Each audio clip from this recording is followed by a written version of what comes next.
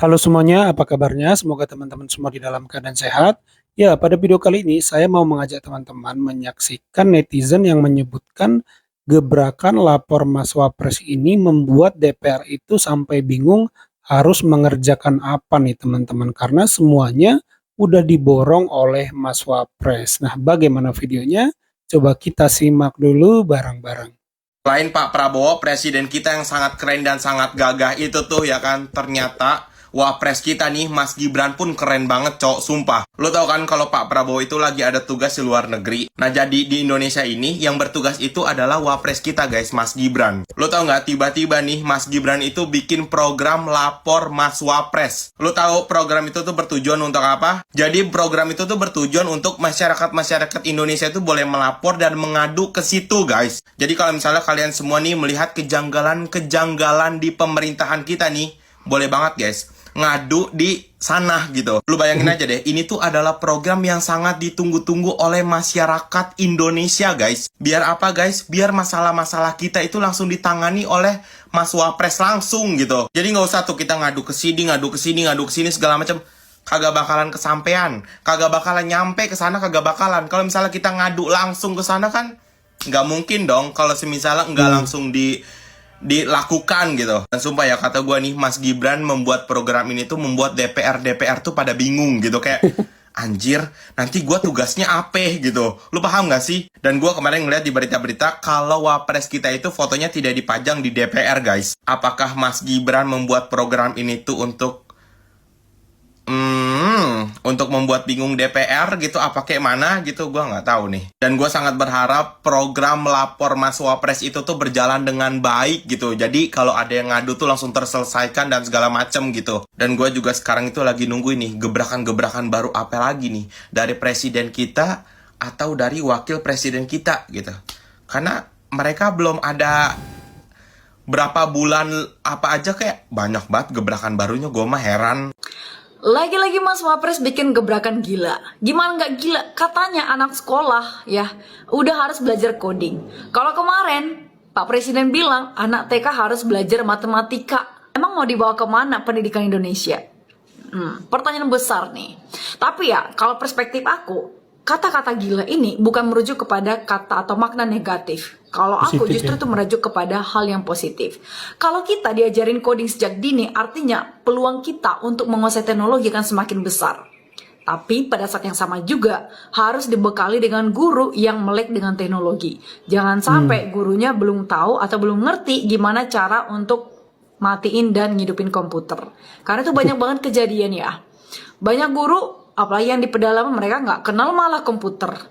Mereka itu masih mengandalkan yang namanya buku. Nah, tapi aku percaya pemerintah kita bakalan nyiapin ini semua. Aku juga percaya Menteri Pendidikan sekarang ini lagi bekerja dan berusaha keras gimana untuk ningkatin kualitas pendidikan kita. Kita dukung program yang baik ini. Karena apa? Kita hidup di abad ke-21. Artinya semuanya udah serba digitalisasi. Semuanya, apapun yang kita kerjakan saat ini, semuanya itu udah serba digital. Kalau misalnya teman-teman pernah misalnya tinggal di luar negeri, ditinggal di negara maju, semuanya udah robotik, semuanya udah AI. Jadi ingat waktu tuh adeknya, Kaisang tuh pernah bilang Gibran itu tuh versi lebih upgrade-nya lah dari Pak Jokowi. Kalau itu nggak bisa dibantah. Bahkan menurut saya Gibran ini jauh lebih agresif dan lebih ofensif dan mau head to head dengan lawan-lawan politiknya. Kalau Pak Jokowi dikritik paling jawabannya jangan begitulah, saya nggak begitu.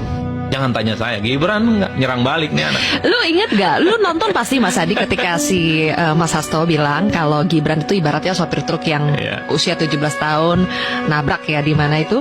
Terus Gibran kasih ngasih respon. Lu nonton gak responnya Gibran yang dibilang, ya terima kasih Mas Hasto, maaf Pak Hasto, Pak Hasto paling oke. Itu menurut lu jawaban yang apa? Agresif, nyindir atau memang sehambel itu? Sederhana bagi saya, bagi Gibran pernyataan Pak Hasto itu nggak penting, nggak perlu diladenin. Apalagi dikait-kaitkan dengan ya super truk gitu ya, dianggap khilaf mengusung jadi wali kota di Solo. Tapi itulah Gibran originalitasnya. Jawabannya itu khas milenial. Di bawah umur 40 tahun, ngomongnya itu tidak langsung agresif, Tapi pesan yang ingin disampaikan Gibran, pernyataan Pak Hasto itu nggak penting, nggak layak untuk ditanggapi, udah itu. Bagi saya itu jauh lebih sadis ketimbang misalnya dibalas panjang kali lebar, dibikinin puisi, dibikin pernyataan-pernyataan panjang. Jadi Gibran itu hanya ingin bilang bahwa pernyataan Pak Hasto itu nggak perlu diladenin, udah. Kalian ngerasa nggak ujian Gibran menjadi wapres kayaknya lebih berat daripada Pak Jokowi? Dihina mulu. Ini dia. Di mata para pembencinya, Gibran itu salah mulu, ngerjain apa aja salah. Bahkan program terbarunya yang kemarin baru dirilis adalah Lapor Mas Wapres. Banyak juga disalah-salahin dan dikritik katanya kemunduran. Yang padahal kan kalau kita lihat dengan hati yang bersih, program Gibran Lapor Mas Wapres itu adalah wujud nyata bahwasanya wakil presiden aja dekat dengan rakyat, guys. Gimana nggak berat ya Gibran baru jadi wapres belum ada 1 bulan, udah diserang berbagai isu-isu yang sangat-sangat bisa melemahkan sebenarnya. Mulai dari isu Fufu Fafa, kemudian isu katanya ada gerakan untuk menggantikan wapres, dan berbagai isu lainnya. Tapi kerennya nih, Gibran itu selalu menganggap santai ya hal-hal yang menimpa dirinya. Gibran benar-benar mengabaikan hal-hal yang tidak penting, seperti ocehan-ocehan para pembencinya ini. Seakan-akan apa yang dialami Pak Jokowi di akhir masa kepemimpinannya itu menimpa juga kepada Gibran. Tapi saya salut ya, di tengah berbagai isu yang menerpa dirinya, Gibran tetap fokus bekerja. Contohnya kemarin itu, pada saat mengunjungi korban letusan Gunung Lewotobi. Bahkan ada salah satu ibu yang melahirkan anak, kemudian anaknya itu dinamai Gibran. Dan kita nggak tahu ya kedepannya bakal diserang isu apa lagi. Tapi yang pasti kayaknya akan selalu gagal, karena memang pengaruh Gibran dan Jokowi itu kuat banget ya. Dan saya yakin ya kalau misalnya Gibran seperti itu kan terus-menerus, Pak Prabowo nggak bakal tinggal diam. Kalian ngerasa nggak ujian Gibran menjadi wapres kayaknya lebih berat daripada Pak Jokowi? Dihina mulu. Ya, itu ya teman-teman. Dan terakhir tadi kita menyimak pidato Mas Wapres perihal toleransi.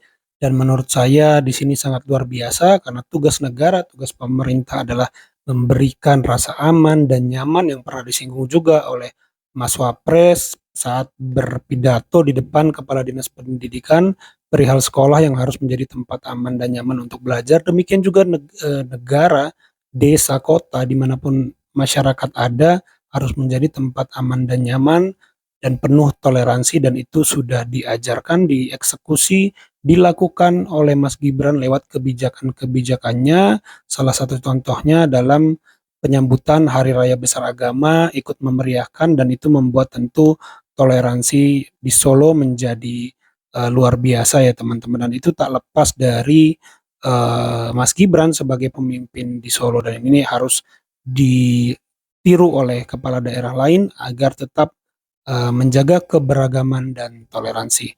Itu menurut saya. Kalau menurut teman-teman bagaimana? Coba tulis di kolom komentar. Itu saja video kali ini. Terima kasih. Sampai jumpa di video saya selanjutnya.